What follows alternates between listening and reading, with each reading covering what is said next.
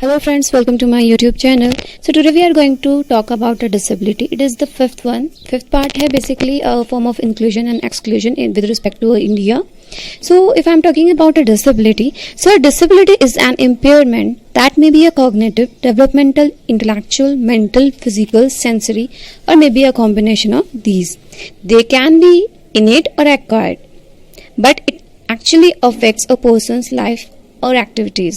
So, from a time immemorial, the impairment or disability suffered by a child has been a major stigma or the point of consideration for getting victimized, harassed, and isolated at the hand of our parents and community. We knew this that there are the n number of the population which had one or the another type of a disability, and due to which they had to suffer a number of problems. The disabled are taken as the worthless and unnecessary burden on the society. Actually, the problem is the perception. The normal people thinks, or they had a perception of that the disabled child is actually worthless. मतलब they are unnecessary burden on the society. They think that they were not fit in a society, so they neglect that kind of a child. There is a quite negative attitude prevailing against them in a society, including school and workplaces, resulting in their exclusion or depletion in one way or the another way. And due to their perception, what happened is, because they had a negative attitude towards that child, so what they did is they didn't support that kind of a child, whether they create a problem. They actually created a number of a problem for that kind of child or the disabled child. We can also say it as a special child. So आप help करने की बजाय उनको demotivate करते हो. There is a complete lack of disabled friendly environment. Actually में what happen is, जो peer group होता है, they don't want to communicate with them, और वो एक फ्रेंडली एनवायरनमेंट उनको प्रोवाइड ही नहीं करना चाहते, नाइदर इन देयर स्कूल और in a work place. So in a school also disabled child को फेस करना पड़ता है नंबर ऑफ प्रॉब्लम और ऑब्स्टेकल, और we can say a barrier as well in term of their physical movement, participation, curriculum, CCA activities, working in a lab, workshop, or interacting with their peer or a teachers on account of their inadequacy on infrastructure, unavailability appropriate facilities or resources. What happen is, यहाँ पर कहीं ना कहीं थोड़ा सा barrier हो जाता है इन टाइप के बच्चों के लिए, because either not each and every child wants to talk to them or being a friend to them. जो teachers होता है, they are also having a negative attitude towards them. And जो इंफ्रास्ट्रक्चर होता है स्कूल्स में, infrastructure इस तरह का होता ही नहीं है कि वो उन बच्चों के लिए एप्लीकेबल हो. अगर किसी भी तरह की एक्टिविटी होती है, कोई भी फिजिकल मूवमेंट है या किसी भी इस टाइप की एक्टिविटी स्कूल के अंदर हो रही है जो कि वो बच्चा लैक करता है या उसको उस टाइप की प्रॉब्लम है, लाइक अगर कोई हैंडीकैप है, मतलब उसको कोई भी फिजिकल प्रॉब्लम है, वो चल नहीं सकता, या उसको कोई भी फिजिकल प्रॉब्लम है, एंड उसका जो CCA एक्टिविटी है, ये कोई भी स्कूल की एक्टिविटी है, वो गेम रिलेटेड है, मतलब स्पीड रिलेटेड है, सो वो बच्चा उसमें पार्टिसिपेट नहीं कर सकता. And the problem is, teachers जो है इस बात को समझते भी नहीं है और वो इस चीज़ को कंपनसेट भी नहीं करते.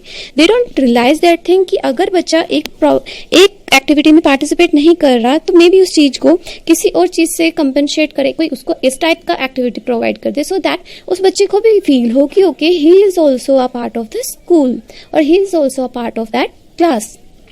Parents and guardians of a non-disabled children are not at all in a favor of the adoption of the inclusive policy. Actually में गवर्नमेंट ने inclusive policy कर तो दी है, but the problem is कि जो पेरेंट्स और गार्डियन होते हैं, they had a fear. उनको डर रहता है कि कहीं उनका बच्चा नॉर्मल स्कूल में जाए एंड वो लोग उस बच्चे को टीज करे, या उसको क्या पता क्या क्या प्रॉब्लम हो जाए, वो वहाँ रह पाएगा नहीं रह पाएगा, सर्वाइव कर पाएगा, कहीं उसकी चोट ना लग जाए, उसको कुछ हो ना जाए. सो मतलब the parents get so over possessive कि वो उस बच्चे को जो है अपॉर्चुनिटी देते ही नहीं है कि वो स्कूल में जाए. और अगर दे हैड अ अपॉर्चुनिटी, या कोई होते हैं पेरेंट्स की चलो ठीक है, ही विल हैंडल, उन्हें लगता है कि उनका बच्चा कर लेगा, एटीट्यूड हो, तो here the problem is the attitude of the teachers और the school personnel, because teachers और स्कूल पर्सोनल बिल्कुल फेवर में नहीं होते डिसेबल चिल्ड्रन के, because they think that they are incapable और misfit according to their education system, कि उनको कहीं ना कहीं बर्डन मिल रहा है विदाउट एनी प्रॉब्लम, और वो उन बच्चों को एज अ बर्डन ट्रीट करते हैं और उनको लगता है कि वो एक्चुअल में इनकेपेबल है, उन्हें नॉर्मल बच्चों के साथ रहना ही नहीं चाहिए. So their exclusion in such a way may hamper their adequate development and progress in life. Their education in a special school are not at all feasible. Actually जो टीचर्स का एटीट्यूड होता है इट इज़ लाइक दैट कि अगर कोई disable बच्चा है, special need का बच्चा है, तो उसको स्पेशल स्कूल्स में रखो.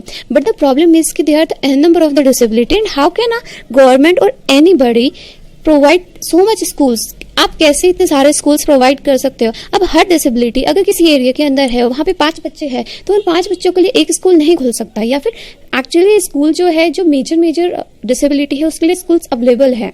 बट द प्रॉब्लम इज अगर कोई ऐसी डिसेबिलिटी है जिसका पॉपुलेशन वहाँ पर इतना ज़्यादा नहीं है, तो आप अगर थोड़ा सा अटेंशन दो, टीचर्स थोड़ा सा एफर्ट्स करें, तो उन बच्चों को नॉर्मल बच्चों के साथ भी कॉप अप किया जा सकता है.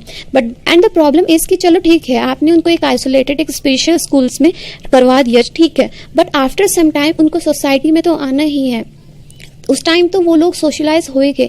बट अगर हम नॉर्मल स्कूल में ही स्पेशल नीड के बच्चों को रखते हैं, so they actually get to know how to get socialise. उनमें इम्पैथी, जो नॉर्मल बच्चे हैं उनमें इम्पैथी आएगी इंस्टेड ऑफ सिंपैथी, और ड्यू टू विच वो लोग एक दूसरे से तालमेल बना पाएंगे. And after that we can say कि अगर स्कूल प्रोवाइड करने की बात की भी जाए तो इतना फंडिंग कैसे आ सकता है? It is not a possible और अ प्रैक्टिकल प्रोस्पेक्ट. सो अगर or the part is one thing is also problem, like the government actually implemented the inclusive education, but the problem is कि वो implement अच्छे से नहीं हो रही. either the school is lacking a infrastructure, बच्चे के अकॉर्डिंग वो infrastructure है ही नहीं, और else टीचर्स जो है वहाँ पर स्पेशल एजुकेटेड टीचर्स ही नहीं है, और जो नॉर्मल टीचर्स है they don't know how to tackle these kind of students. So like a public schools, जो reputed schools है, they had such kind of a teachers or the counselor for such kind of a students, but जो normal public schools है उनके पास तो इतना सब कुछ नहीं है. but still they had to show paper work होना चाहिए कि okay we are also following this kind of policies. So the thing is कि पॉलिसीज बन रही है बट वो इम्प्लीमेंट हो भी रही है और नहीं भी हो रही. एंड द प्रॉब्लम इज जो इम्प्लीमेंट हो रही है क्या वो इफेक्टिव है? That is the main question जो कि एक्चुअल में नहीं हो पा रहा है. And this is the major reason कि बच्चों को जो है वो एक्सक्लूजन फील होता है. दे एक्चुअली फील एक्सक्लूडेड और the marginalised because we can't change the perception of each and every student, but yes we can try to change our perception or our family perception. और हमारा attempt जो है वो आगे जाके हमारे at least जो हमारी फैमिली मेंबर्स है या जिन लोगों को हम जानते हैं, अगर हम उन लोगों को थोड़ा सा सेंसिटाइज करें according to all this terms, तो maybe they are also able to welcome the marginalise section and they will also get the similar opportunities which we all are actually having. So it is the sole responsibility of each and every person to respect each and every person of our society, irrespective of their caste, class, gender, disability or anything. I think we all had a right, and education has a right of, it is compulsory to all. Free and compulsory education is available for all, and